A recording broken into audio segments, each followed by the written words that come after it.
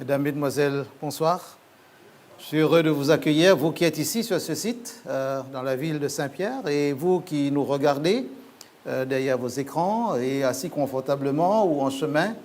Si vous êtes au volant, prenez vos précautions, garez-vous, et puis ou mettez seulement en audio, mais en tout cas, nous sommes heureux de vous accueillir. L'important, c'est de pouvoir se connecter sur ce programme que nous avons appelé Espoir 21, et ce slogan, trouver la paix dans un monde troublé. Alors quelqu'un pourrait dire, mais est-ce que notre monde est vraiment troublé? Il suffit de regarder autour de vous, il suffit d'allumer d'ouvrir une page, un moteur de recherche, regarder les pages d'accueil, et vous me direz si le monde n'est pas troublé. Il suffit de sortir parfois dans sa rue, d'observer les personnes, quelles que soient les générations. Regardez comment les gens se comportent dans notre société. Le taux aussi de gens déprimés ou dépressifs, des gens qui peut-être ne savent pas à quel saint se vouer, selon l'expression populaire ou familière parfois. Et nous nous posons cette question, pouvons-nous encore trouver de l'espoir dans notre monde troublé?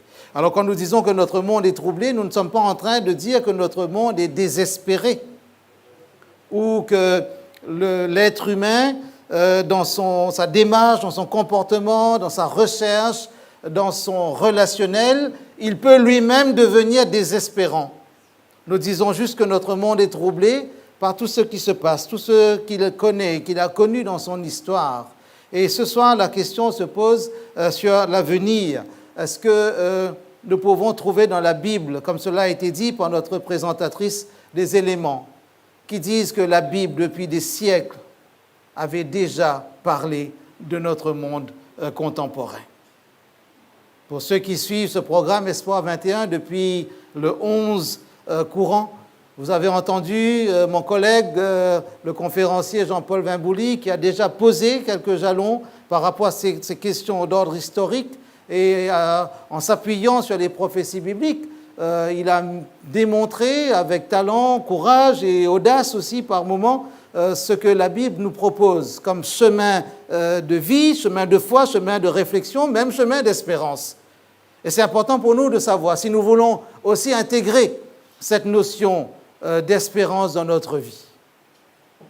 La Bible parle d'avenir, mais c'est vrai que si nous regardons bien notre monde, nous fonctionnons souvent dans une sorte de recherche ponctuelle, immédiate, accessible, quotidienne, de réponse à des questions que nous nous posons. Parfois, nous pouvons nous poser des questions qui sont simples, mais peut-être que notre voisin pourrait traiter et auquel notre voisin pourrait apporter une réponse. Mais nous ne sommes pas sûrs si notre voisin va être honnête avec nous ou s'il va être juste protocolaire. Et dans les convenances sociales, nous pouvons nous saluer, mais ne pas amener aussi de la sincérité. À combien de personnes dites-vous bonjour tous les jours sans connaître leur prénom? Vous saluez votre boulanger ou votre boulangère tous les matins. Est-ce que vous connaissez son prénom? Mais ce n'est pas important. L'important pour vous, c'est le pain que vous venez acheter. Vous entrez dans le respect des convenances sociales, mais le relationnel disparaît. Et beaucoup de gens se réfugient dans ces moyens qui existent depuis des générations pour trouver des réponses à des questions existentielles. Qu'est-ce qui va se passer? Qu'est-ce qui va se passer? Certains auraient même aimé avoir de super pouvoirs pour dire leur propre avenir. Imaginez, pendant 32 secondes, je dis 32 secondes parce que je vous donne 2 secondes supplémentaires. Imaginez que pendant 32 secondes, vous pouviez lire tout ce qui va se passer demain. Pour vous. Alors, ça pourrait être réjouissant comme ça pourrait être inquiétant. Et la Bible nous laisse entendre que Dieu ne nous a pas donné cette faculté. Dieu ne nous a pas donné cette faculté. Et l'homme a cherché des alternatives à cette capacité de chercher l'avenir. Le mot horoscope est un mot connu, tellement démocratisé que tout le monde pense savoir ce que cela veut dire. Pour ceux qui ont leur smartphone, et même vous qui êtes à la maison, allez sur n'importe quel moteur de recherche, tapez le mot horoscope, et vous allez voir rapidement ce que cela signifie. Volontairement, je n'ai pas mis la définition sur l'écran pour que nous puissions la chercher ensemble.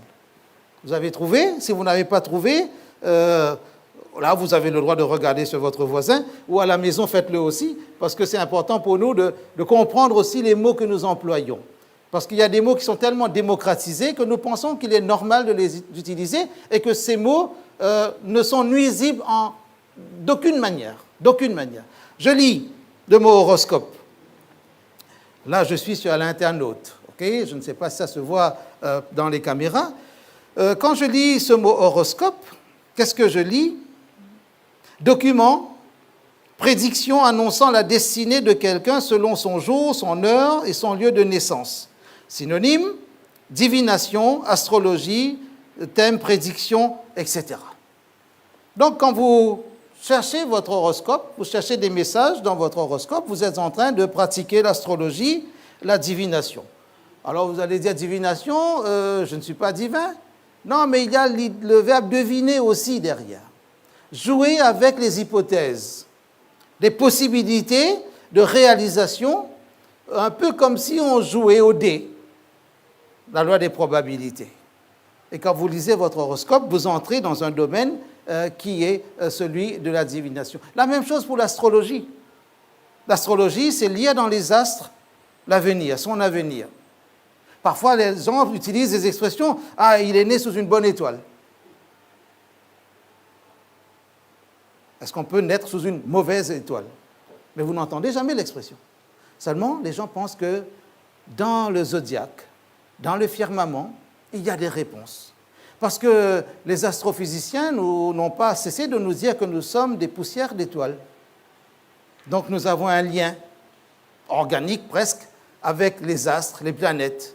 Et depuis la mythologie, parce que ce sont des choses qui viennent de l'Antiquité, depuis la Haute-Égypte, en passant par les civilisations antiques comme la Grèce, même la civilisation romaine, la recherche de réponses pour l'avenir est souvent passée par les astres. Consulter les astres, parce qu'on pense qu'il y a là un avenir, ou il y a là la possibilité du futur. Je ne sais pas si vous avez une boule de cristal à la maison. Vous en avez une?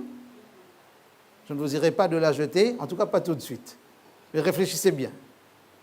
Aujourd'hui, les gens ne vont pas nécessairement consulter quelqu'un qui possède une boule de cristal pour dire l'avenir, mais il y a aussi la cybervoyance. Vous pouvez vous connecter sur les activités des cybermédiums, des cybervoyants, des cyberdiseurs d'aventure, d'avenir, de tout ce qui est possible pour vous. L'avenir, il intéresse tout citoyen.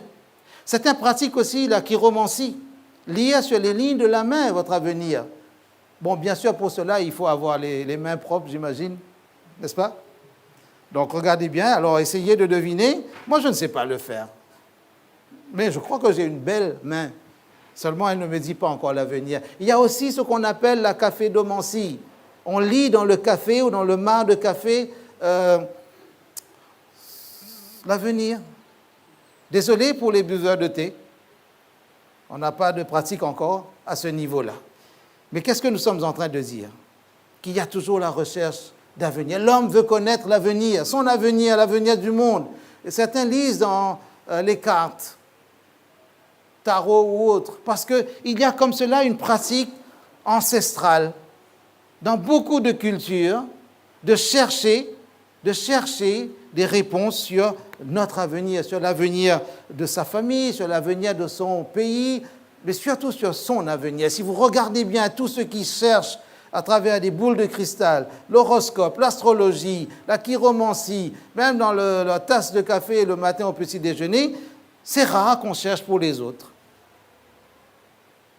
C'est rare qu'on cherche pour le destin, comme cela se dit, des autres. C'est toujours égocentré ou centré vers soi, parce qu'il y a comme cela des besoins personnels qu'on a envie de satisfaire. Quelques questions universelles se posent de ce fait. D'où venons-nous? La boule de cristal ne le dit peut-être pas. L'horoscope ne le dit pas non plus. Il m'est arrivé de lire les horoscopes. pour ma culture générale. Et je n'ai jamais remarqué qu'on parle du passé. On parle toujours d'un présent et d'un avenir qui se met en place. Et c'est rare qu'on raconte des choses pessimistes, obscures, décourageantes, négatives, désespérantes. On pourrait dire que les horoscopes ont au moins le mérite de dire, d'annoncer de bonnes et de belles choses. Qui sommes-nous? Ou que sommes-nous? D'où venons-nous, d'accord? Mais qui sommes-nous? Sommes-nous des terriens, seulement des terriens, dans un univers que nous ne maîtrisons pas, dans un univers qui se veut immense, à tel point que les astrophysiciens parlent maintenant de multivers, c'est-à-dire il n'y a pas univers, un seul. Pourquoi le mot ver? Le mot ver vient du latin verto vertere, qui veut dire tourner. C'est-à-dire il y a un système qui tourne, et ce qui est visible, c'est ça qu'on appelle l'univers. Mais parce qu'on a vu des centaines de milliers de galaxies, on se dit, il faut maintenant parler de multivers. Allez chercher votre avenir dans tout cela, si nous n'arrivons pas parfois à parcourir 1 kilomètre à pied sans nous fatiguer. Le monde est vaste. Qui sommes-nous dans ce monde? Poussière d'étoiles? Un grain de sable dans l'univers? Que sommes-nous? J'ai envie même de dire, que sommes-nous devenus? Avec toute la somme de connaissances acquises, accumulées depuis des générations, que sommes-nous devenus sur cette planète? Quand nous parlons d'avenir, quel avenir? Celui de l'espèce humaine, le nôtre, celui de notre nation, d'une nation contre une autre nation, sauver l'humanité, un peu comme dans ces films de science-fiction, avoir des vaisseaux spatiaux pour essayer d'avoir au moins un pourcentage de l'humanité sauvée, préservée contre toutes les catastrophes possibles. Où allons-nous? Si les gens veulent connaître leur avenir, c'est qu'ils veulent savoir où ils vont. Mais est-ce vraiment un centre d'intérêt pour la plupart des terriens que nous sommes? Est-ce que nous ne sommes pas devenus des vivants au jour le jour, presque des survivants? Quand nous parlons d'espoir, c'est qu'il y a quelque chose qui représente une menace, quelque chose qui est peu heureux et qui pourrait être décourageant par rapport à l'histoire d'une vie ou à notre existence. Où allons-nous? Où va notre monde? Où va notre histoire? Les horoscopes ne nous disent jamais l'histoire de l'humanité. Les horoscopes ne vont pas de pair avec les manuels d'histoire. La boule de cristal ne dit pas l'avenir de l'humanité. Le devenir humain, le devenir du monde, l'histoire de notre humanité. Mais quand nous nous posons la question, est-ce que dans la Bible, il y a quelque chose qui peut nous mettre sur la voie? Alors, il y a un premier verset que je veux lire avec vous et que vous pouvez observer sur l'écran. Pour ceux qui ne voient pas très bien, je ne sais pas si vous avez une Bible, mais si vous n'avez pas de Bible, levez simplement la main. Pour ceux qui sont sur le site de Saint-Pierre, si vous êtes à la maison et que vous avez une Bible, allez la chercher. Nous aurons certainement quelques exercices de lecture pendant cette soirée. Prenez la précaution. Pour ceux qui ne peuvent lire que dans cette Bible, c'est à la page 908, dans le livre d'un petit prophète, Amos, chapitre 3, verset 7. Il y a cette phrase qui rappelle un petit peu la démarche divine. Je dis la démarche, j'aurais pu remplacer le mot démarche par le mot pédagogie. Le mode d'emploi, la méthode de communication de Dieu. Dieu ne crie pas du haut du ciel pour que l'humanité l'entende. Parfois, je me demande pourquoi Dieu ne le fait pas. Et peut-être dans quelques secondes de folie de communication, je me dis, si j'étais à la place de Dieu, de temps en temps, j'aurais affiché sur ce grand écran bleu, qui est comme un écran plasma, des messages, et même personnalisés.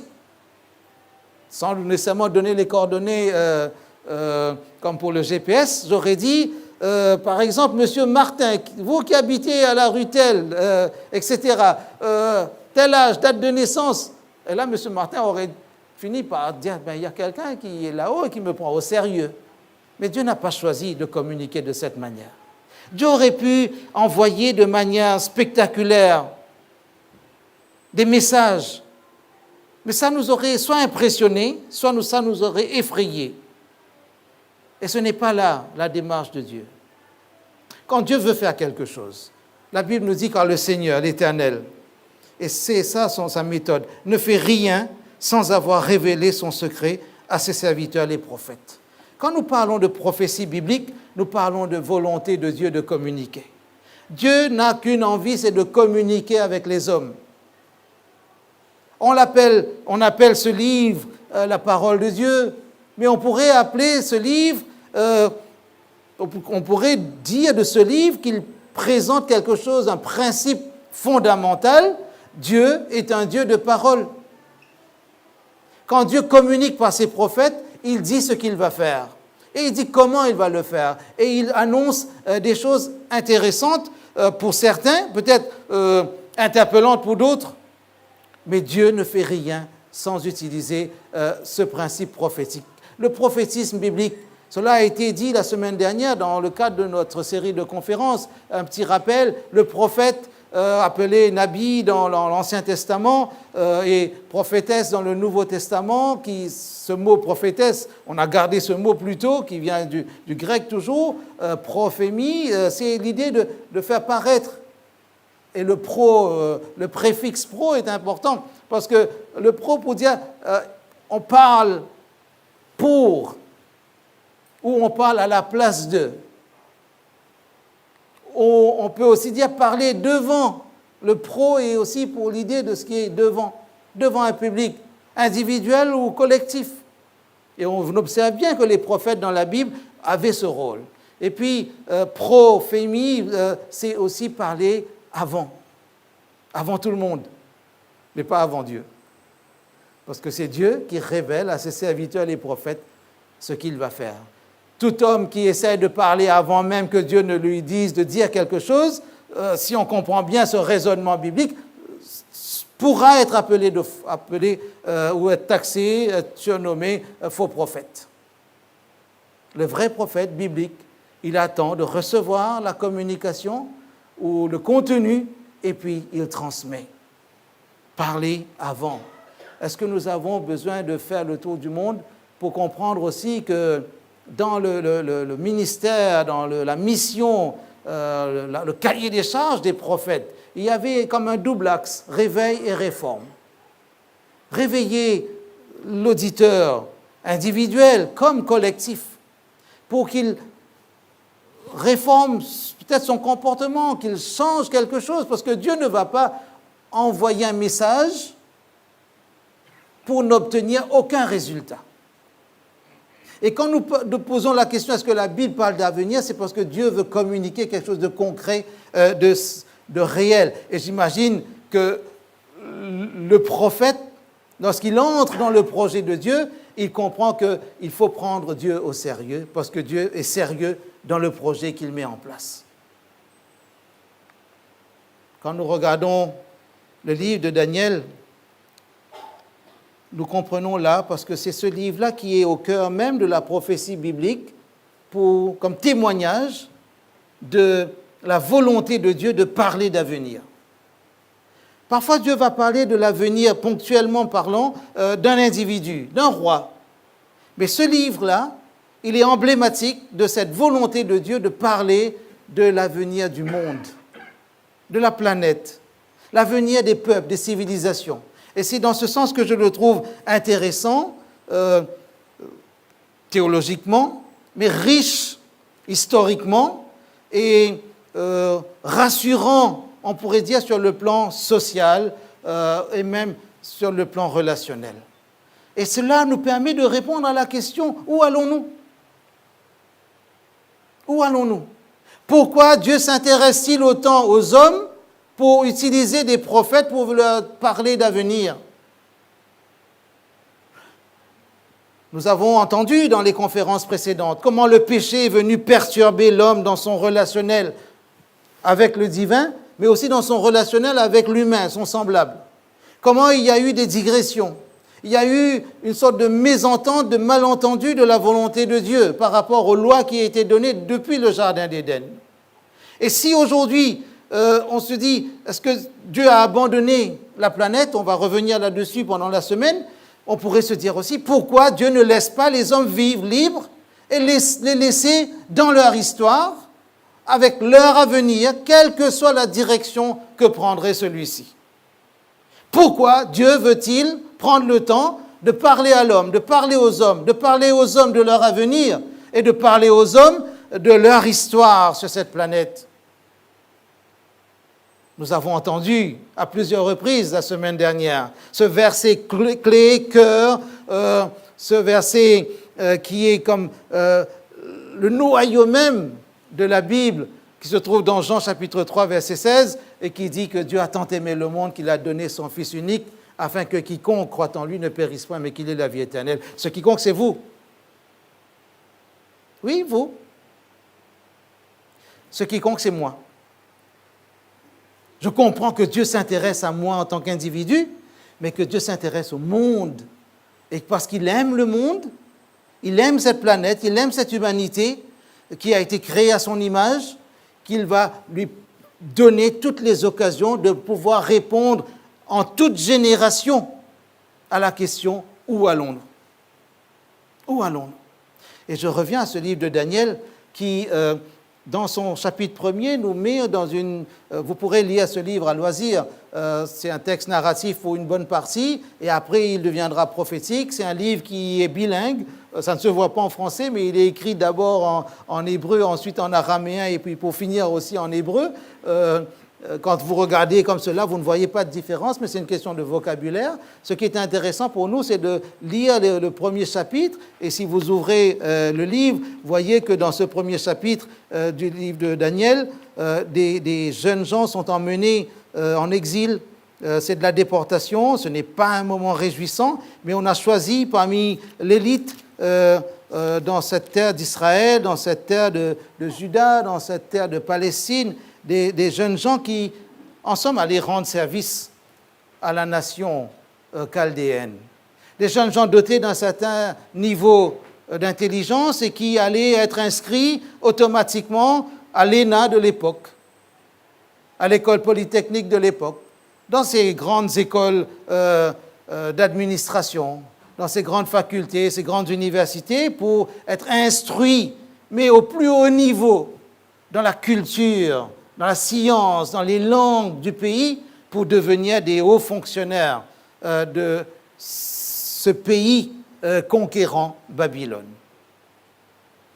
Déportation, pillage du temple, dans ce premier chapitre. On découvre que le roi va emporter les ustensiles du temple de Jérusalem pour les placer dans les temples de son Dieu.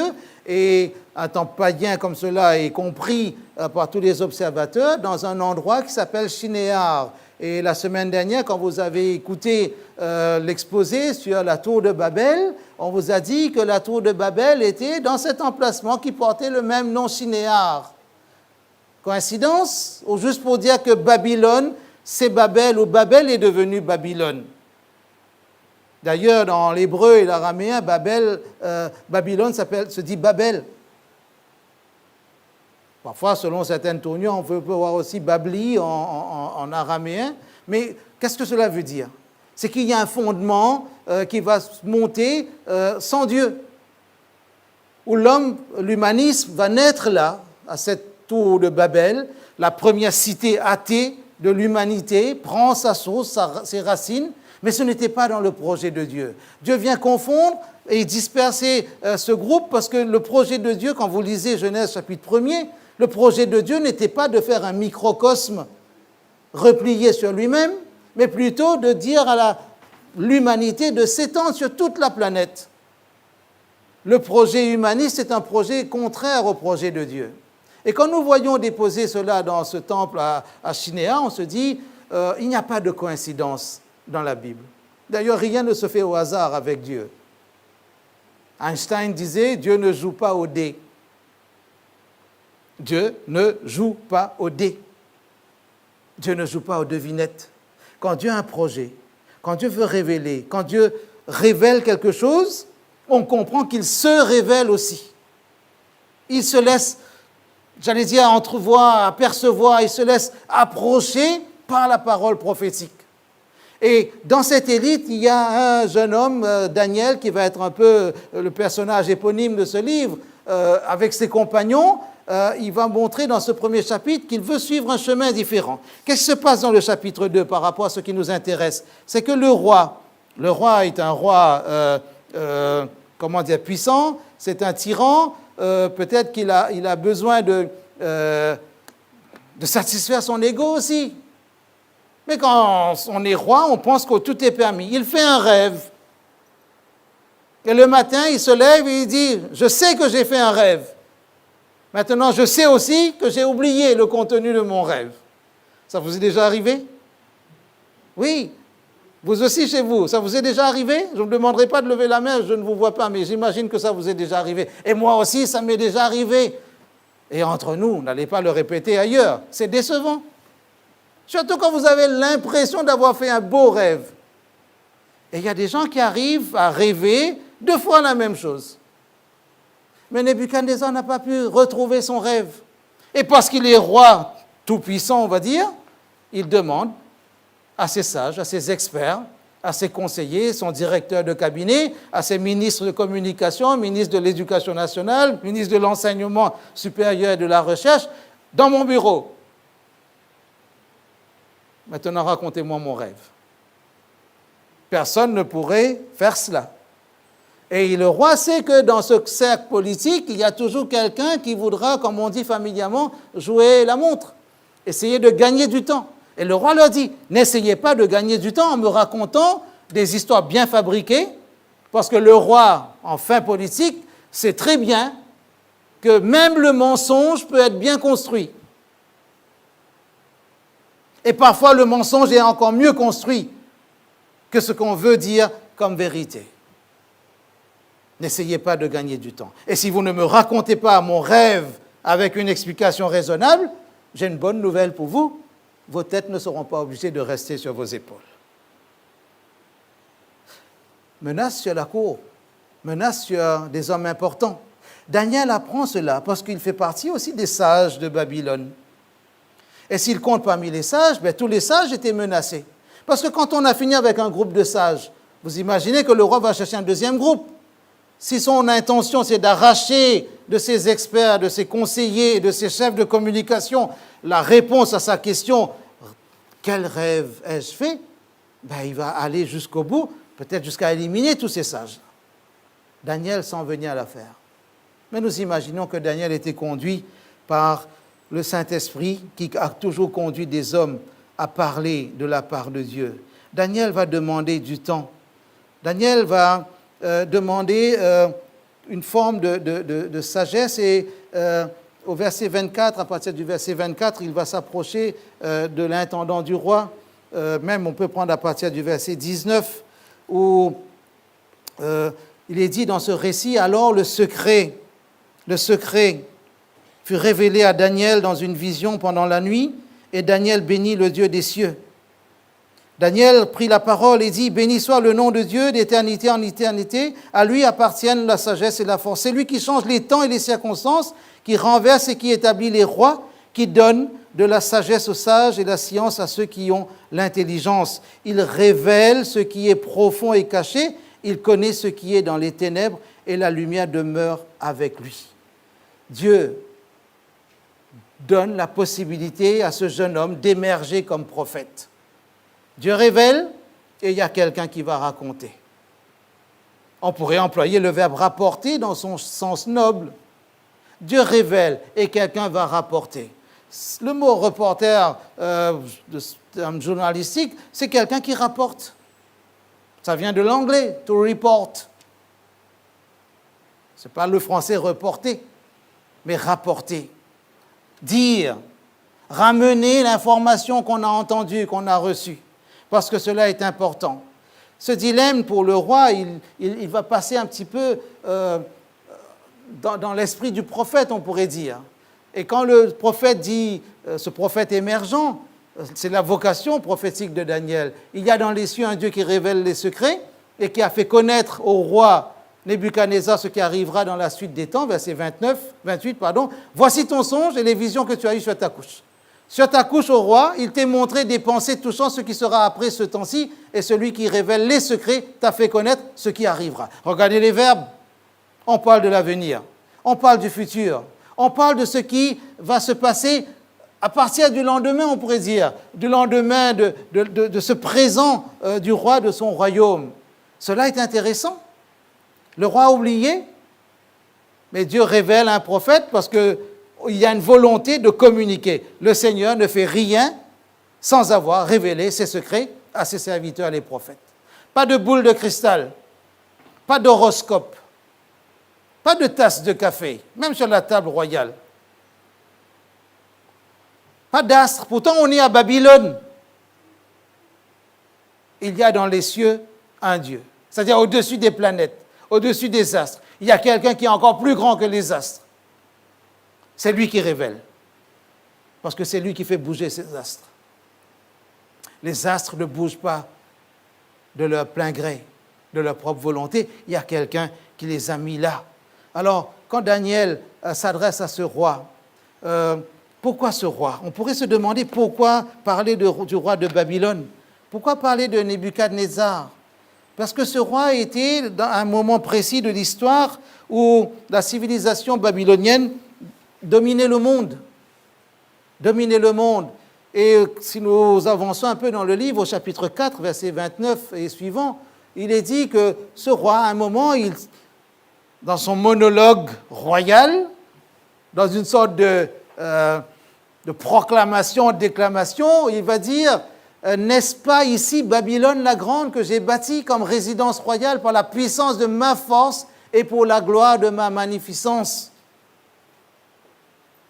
Il y a des tablettes qui ont été trouvées où c'était écrit, il y avait écrit le souhait suivant « Puisse Babylone durer pendant 1000 ans ». Et c'est vrai que Babylone était un royaume important, impressionnant. L'empire babylonien pesait de tout son poids sur le monde de l'époque.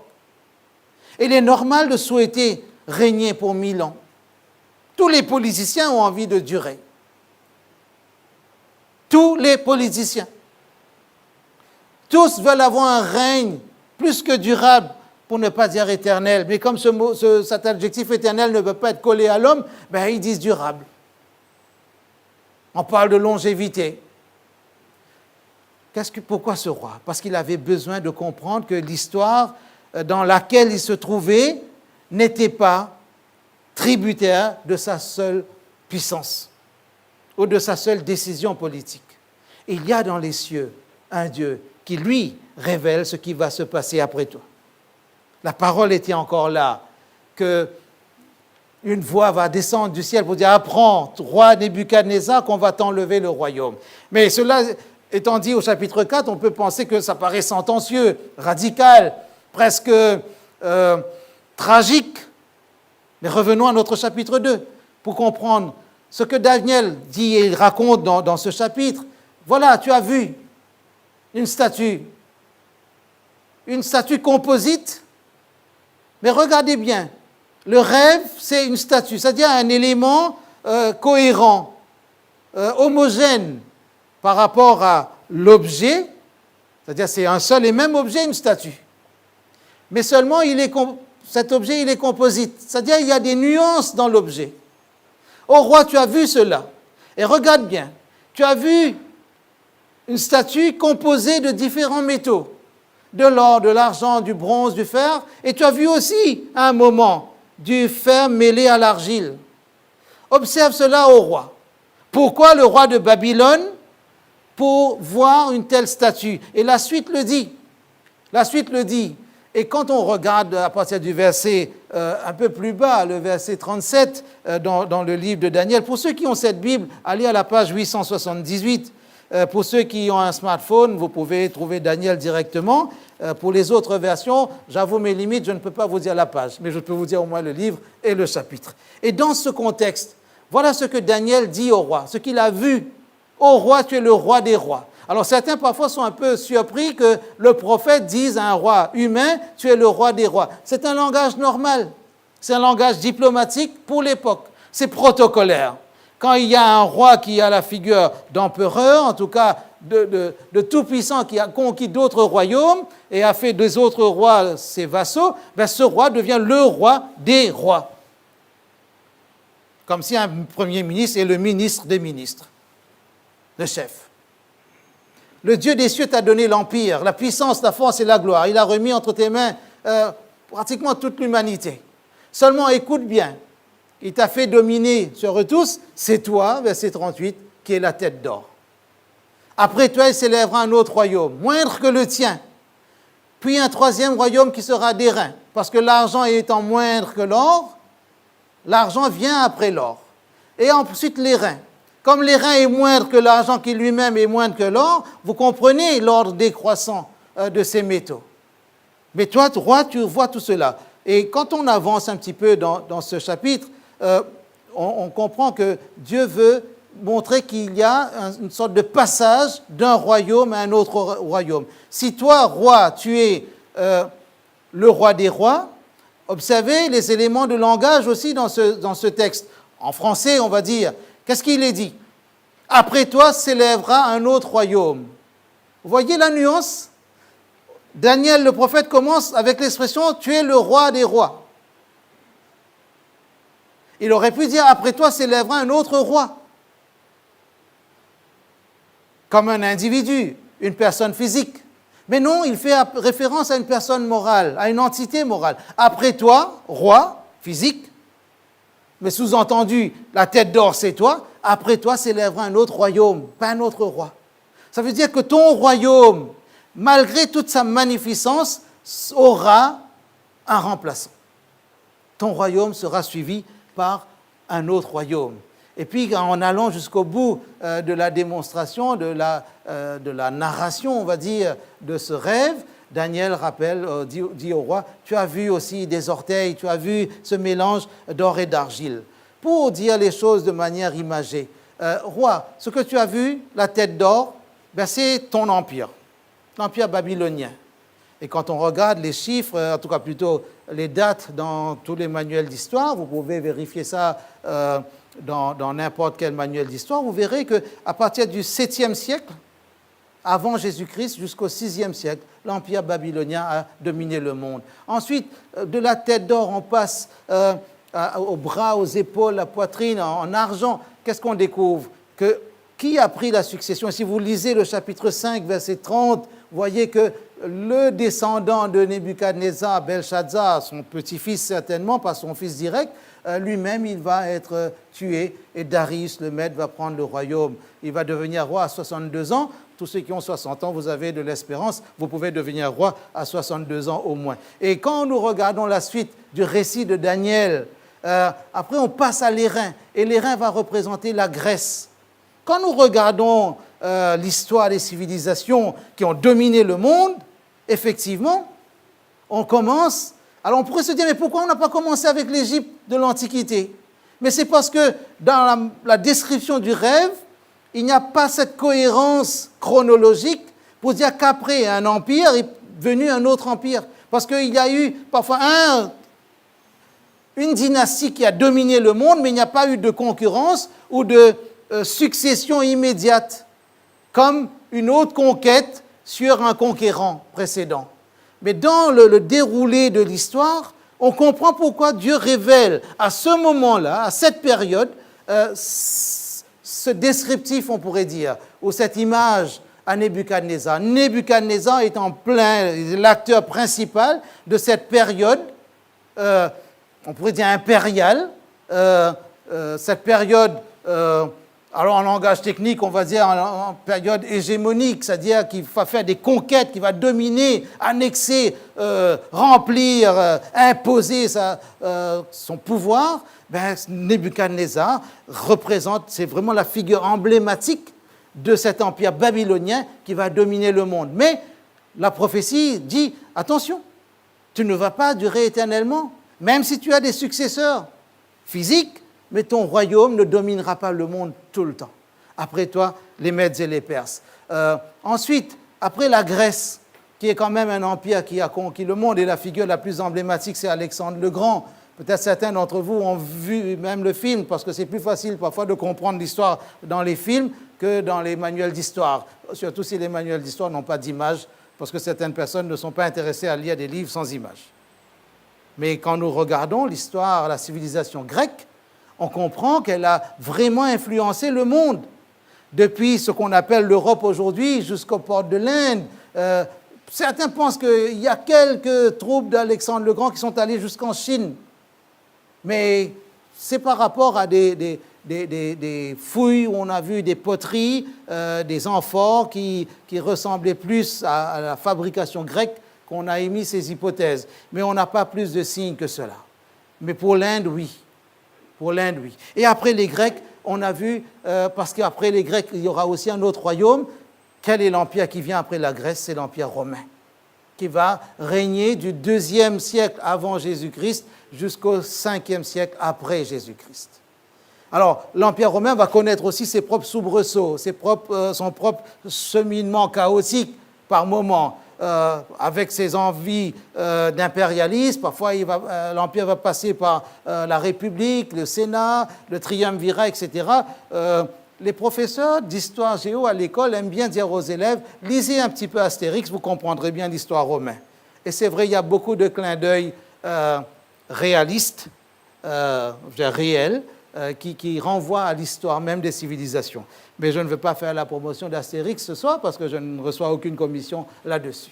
Qu'est-ce qu'on veut dire par là? Les 4 empires représentés chacun par un métal bien défini. Pas de mélange.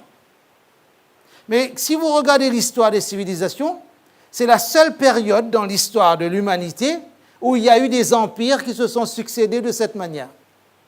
Et là, on comprend pourquoi c'est à ce moment-là que Dieu révèle l'avenir dans l'histoire de l'humanité en partant d'un roi qui était en exercice dans l'équivalent de la tête d'or, Babylone. Et l'or était assez présent dans la civilisation babylonienne pour confirmer cela. Quand nous regardons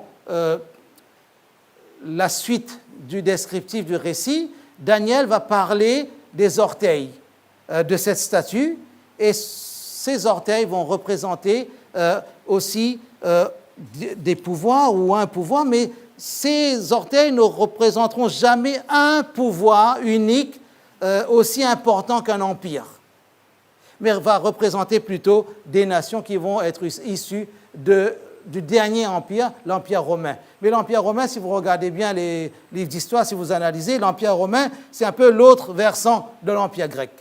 Il y a beaucoup de choses de l'Empire romain qui sont dans l'Empire grec, dans la civilisation, la culture grecque. Si vous regardez par exemple les divinités romaines, ce sont les mêmes divinités pratiquement que celles qui étaient adorées dans l'Empire grec, mais ce sont les noms qui changent. Un peu comme dans l'hindouisme, entre le nord et le sud.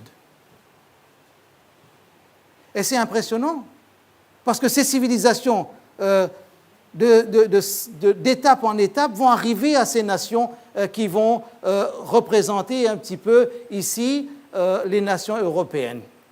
Parce que de l'Empire romain, directement, un peu comme un prolongement des jambes, des pieds, on ne peut pas chercher les orteils ailleurs que dans le territoire de l'Empire romain.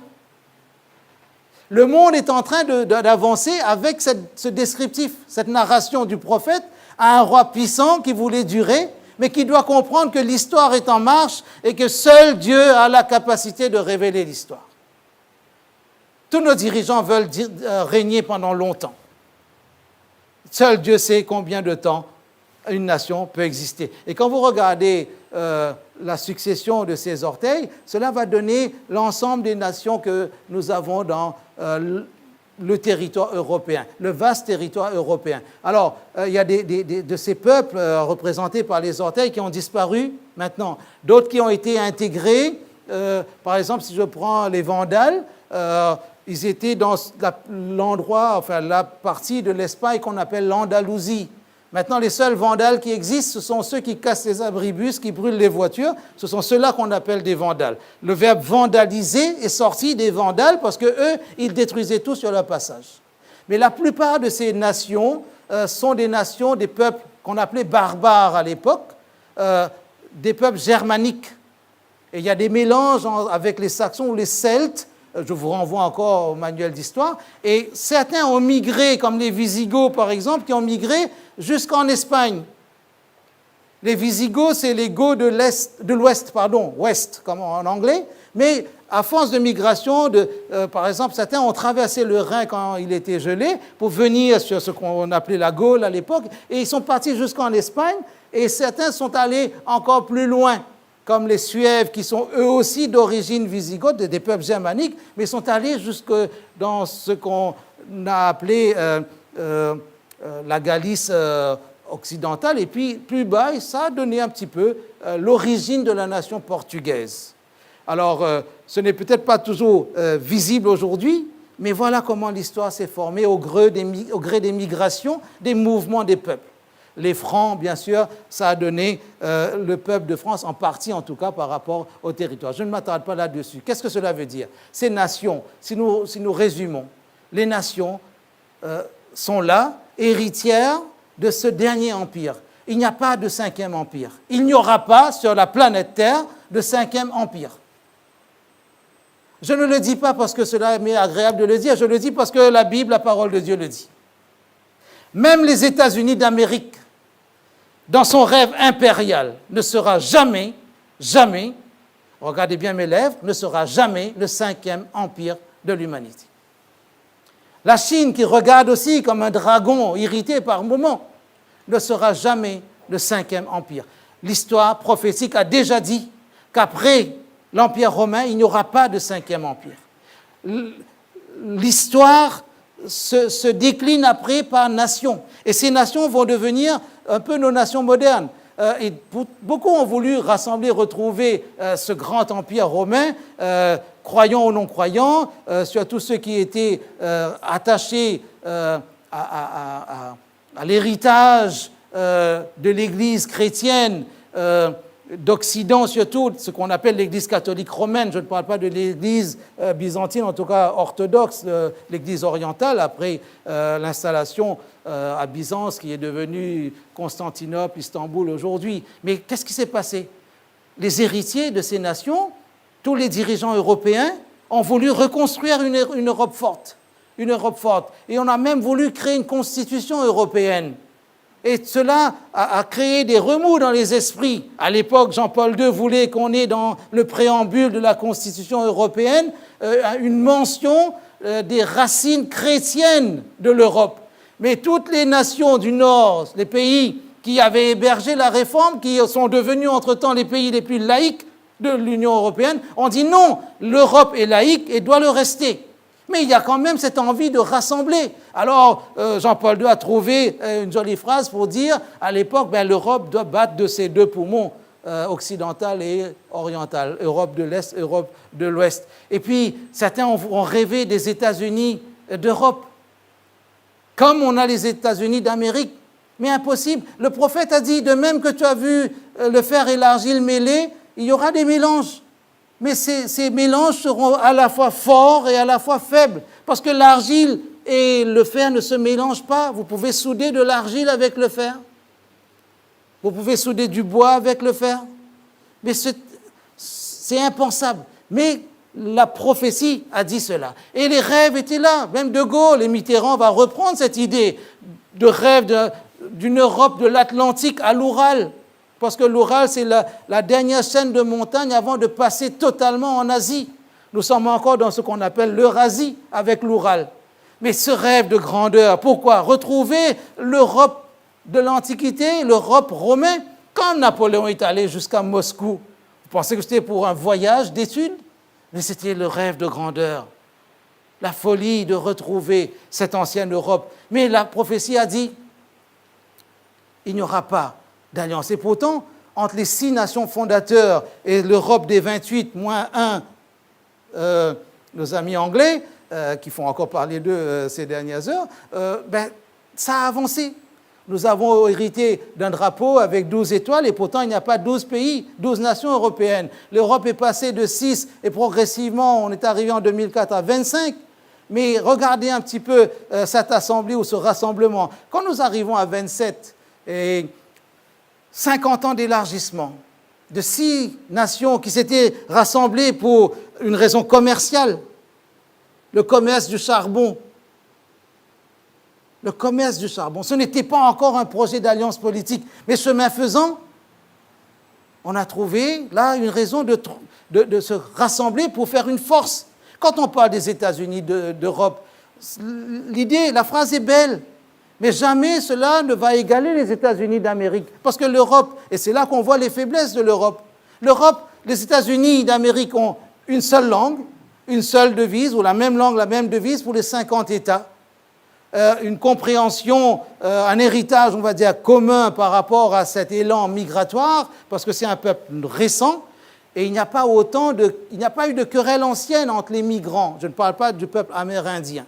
Mais quand vous regardez l'Europe, États-Unis d'Amérique, avec la difficulté d'arriver à l'euro, avec le traité de Maastricht, vous vous souvenez en 1992, ceux qui ont suivi les débats jusqu'en 1994, comment il y avait des querelles au sein de chaque nation. Nous allons perdre notre souveraineté. Et il y a encore aujourd'hui, là la saison est ouverte pour ces discours nationalistes et souverainistes pour retrouver une liberté face à l'Europe. Parce qu'on pense qu'on a perdu quelque chose. Comment trouver une unité si on ne parle pas la même langue ? Comment trouver une unité si on n'a pas la même devise? Comment trouver une unité si on n'a pas la même culture, y compris religieuse? Unie ou désunie? Quand nous regardons l'Europe, c'est vrai, en partie fragile, en partie forte. Pas parce que Dieu le veut ainsi, mais parce que les hommes eux-mêmes se trouvent dans des situations où cette unité, où on va dire cette uniformité est impossible. On a eu des petites querelles avec un ton humoristique, même sur le café, pour trouver un accord sur les taxes à poser sur le café. Parce que, naturellement, la terre européenne ne produit pas de café. Il faut le chercher ailleurs. Mais rien que sur des choses simples, écoutez, sur la pêche, sur la sécurité. C'est vrai, l'Union européenne a amené beaucoup de changements en termes de sécurité, en termes scolaires, en termes de conformité de nos lieux publics, même en termes d'éclairage dans les villes pour les voitures. Ce n'est pas la France qui a décidé de passer du jaune au blanc. Allez retrouver toutes les décisions depuis la Commission européenne. Les taxes, il y a des choses pour lesquelles l'Union fait une pression sur les pays, mais à chaque fois, il y a des querelles au niveau des budgets. Parce que tout le monde n'a pas le même PIB, produit intérieur brut. Tout le monde n'a pas la même marge de manœuvre. Quand l'Allemagne veut tirer parce qu'elle a un excédent budgétaire qui est impressionnant, les autres disent « Attendez, vous allez trop vite ». Les petites querelles entre Angela Merkel et Nicolas Sarkozy pour mémoire. Qu'est-ce que nous voyons dans cette Europe, à la fois forte, à la fois fragile? Tout le monde veut quelque chose, la chose européenne comme on dit, mais tout le monde n'est pas d'accord sur la manière de l'obtenir. Je ne vais pas m'attarder là-dessus parce qu'il y a trop de choses à dire, mais si nous regardons un peu comment ça évolue entre le d'accord, pas d'accord, on arrive jusqu'au Brexit, jusqu'à ce que l'Angleterre décide d'en sortir. Alors certains vont dire, mais l'Angleterre n'était déjà pas trop dans l'Europe. Déjà géographiquement, c'est une île ou un groupe d'îles éloignées. Avec le tunnel sous la Manche, on a dit, on a fait une connexion. Mais l'Angleterre n'a jamais abandonné sa devise parce que l'Angleterre tient à ce que Sa Majesté la Reine Élisabeth figure sur tous les billets et sur toutes les pièces. Je n'ai pas de problème avec Sa Majesté la Reine Élisabeth II. Quand je suis né sujet de Sa Majesté la Reine Élisabeth II d'Angleterre. À 6 ans, on a eu une indépendance que je n'ai pas demandée, mais je suis né citoyen de cet empire britannique. Mon père était enrôlé dans l'armée britannique, l'armée des colonies, il s'est retrouvé en Égypte pour défendre l'Europe à travers l'armée anglaise. Mais tout ça nous montre que malgré les divergences, il y a une volonté d'avoir une Europe. C'est bon pour les étudiants avec le programme Erasmus, d'avoir des échanges universitaires, de pouvoir profiter des bienfaits des autres universités. Les accords de Bologne, qui ont mis en place, les étudiants, vous connaissez votre système du LMD, licence, master, doctorat, mais c'est l'Europe qui a fait cela. Et c'était bénéfique pour vous. Vous avez eu des facilités, des bourses et autres. Profitez-en. Mais il y a quand même, au fond, quelque chose qui ne tient pas la route. Le Brexit a été un vote d'affirmation par les Britanniques de leur souveraineté et de refus de l'immigration et du coût de l'Europe. On payait trop cher, disait Margaret Thatcher déjà. Rendez-nous notre argent. Aujourd'hui, qu'est-ce qui se passe par rapport à ce déséquilibre politique, parfois même moral? Si vous suivez bien l'évolution de l'Union européenne, ou si vous avez suivi depuis quelques années, vous avez certainement remarqué comment les pays qui sont peut-être moindres dans l'Union européenne, les pays qui sont venus sur le tard dans l'Union européenne, pays comme la Pologne, la Hongrie et même l'Autriche, sont les pays, avec quelques pays de l'ancien, les pays des Balkans, sont les pays qui sont en train de peser le plus sur l'Union européenne par rapport à une dimension, on va dire, morale ou religieuse. Quand nous regardons cela, là je parle d'histoire, je ne suis pas dans une sorte de guerre de religion, ces pays qui ont une tradition très catholique sont en train de s'opposer à la mentalité libérale de tous ces pays protestants ou héritiers de la Réforme. Pays héritiers de la Réforme qui sont devenus les pays les plus laïques. Et vous avez senti comment monte un certain nationalisme dans les pays que je viens de citer. Vous pensez que c'est par hasard que souvent Marine Le Pen ou Éric Zemmour se voient à Budapest avec Viktor Orban et autres consorts? Il n'y a pas de hasard.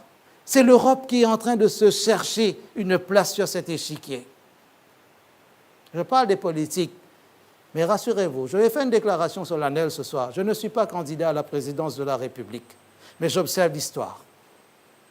Je n'observe pas l'histoire avec les discours des candidats, j'observe l'histoire à la lumière de la prophétie biblique. L'avenir du monde a déjà été annoncé. Dans le sillage de ces empires viennent les nations européennes, l'Union européenne. Nous sommes dans l'Union européenne. Nous sommes héritiers de ce courant historique.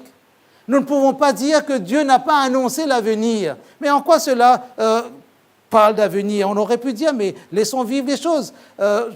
Quand nous regardons le déroulement de l'histoire de l'Europe, c'est en Europe que se sont passés les plus grands courants ou les plus grands événements qui ont influencé le monde à partir de l'Empire romain. Territoire de la Réforme. C'est la terre des guerres religieuses, la guerre de 100 ans, par exemple. Le terrain de la révolution industrielle, c'est l'Europe. Le lieu de naissance des colonisations, c'est l'Europe. Ça a bouleversé le monde. Le terreau des Lumières, le siècle des Lumières, 1715-1789, pour ceux qui se souviennent encore de leur cours d'histoire géo. Pas seulement vous qui êtes ici, mais vous qui êtes chez vous aussi. Pensez-y. La Révolution française, qui va amener l'émergence de la raison, la déification de la raison et la disparition progressive dans notre pays, dans notre République, parce qu'à partir de ce 4 septembre 1793 où on a proclamé la Première République, qu'est-ce qui s'est passé dans l'histoire, dans le schéma socio-culturel de tous les enfants de la patrie? La raison est notre seul guide pour la liberté. Et cela a donné aussi des choses nobles comme les droits de l'homme, les droits du citoyen. Mais nous avons eu aussi, à partir de cet humanisme des siècles des Lumières, le moment où on a aussi déifié l'humain, on l'a divinisé, qu'est-ce qu'on a eu? L'athéisme est venu. L'athéisme a coïncidé avec la révolution industrielle. Plus tard, le capitalisme va naître aussi avec le ferment des penseurs européens et bien sûr influencé aussi par l'Amérique naissante ou grandissante. L'Europe, c'est le théâtre des 2 guerres mondiales. Surprenant pour des pays qui ont été influencés par la Réforme, héritiers aussi des courants, de la pensée même, noble par moment de la Révolution française, pour libérer de tout tyrannisme religieux aussi bien que politique. Mais l'Europe, c'est aussi la terre des révolutions sociétales. Qu'est-ce que cela veut dire? Nous sommes dans un monde qui ressemble de plus en plus aux citoyens qui peut-être n'ont pas encore la réponse à la question « Où allons-nous » Où allons-nous? Toutes les recherches des gens dans les boules de cristal, les horoscopes, l'astrologie, regardez bien le contenu des questions ou des propositions, toujours centré vers soi. Aucune ouverture sur l'histoire, aucune ouverture sur l'autre, aucune ouverture universelle. Toujours comme des prières, permettez-moi l'expression, des prières égoïstes ou des prières égocentrées. Et qu'est-ce qui se passe dans cette Europe qui est à la fois en partie unie, en partie désunie? Le prophète dit au roi, tu as vu une petite pierre qui est descendue, qui est venue, envoyée, lancée, sans la présence visible d'une main quelconque. Et cette pierre est venue briser les orteils, les pieds de la statue. Qu'est-ce que cela va donner? Cette idée, pour nous, c'est de comprendre que l'avenir de cette statue qui représente l'histoire, cet avenir n'appartient pas à la statue elle-même.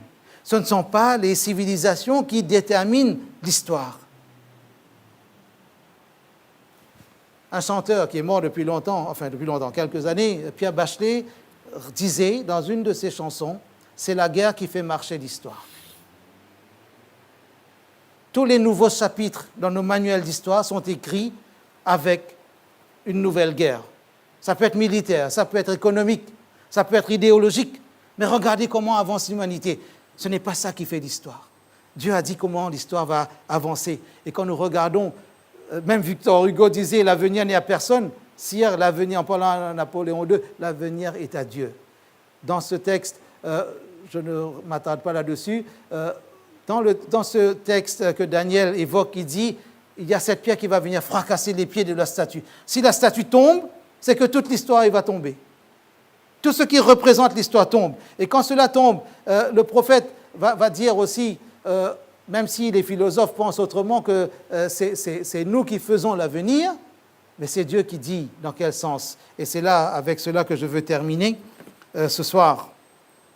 Daniel, le prophète, dit au roi Nebuchadnezzar, qui pensait que Babylone avait un contrat à durée indéterminée avec l'histoire, Daniel va dire, dans le temps de ces rois, c'est-à-dire de ces nations européennes, dans le temps de cette Union européenne, le Dieu des cieux suscitera un royaume qui ne sera jamais détruit et qui ne passera point sous la domination d'un autre peuple.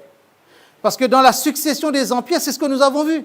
Chaque empire est passé sous la domination d'un autre, jusqu'à se réduire, comme on part de l'or, le roi des métaux, à l'argile, qui n'est même pas un métal, et qui n'a pas de valeur, on pourrait dire, commerçante ou commerciale.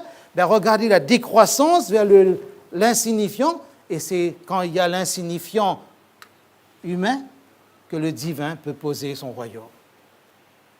Mesdames et messieurs, vous qui êtes ici devant moi dans cette salle, comme vous qui êtes chez vous, retenez bien cette idée.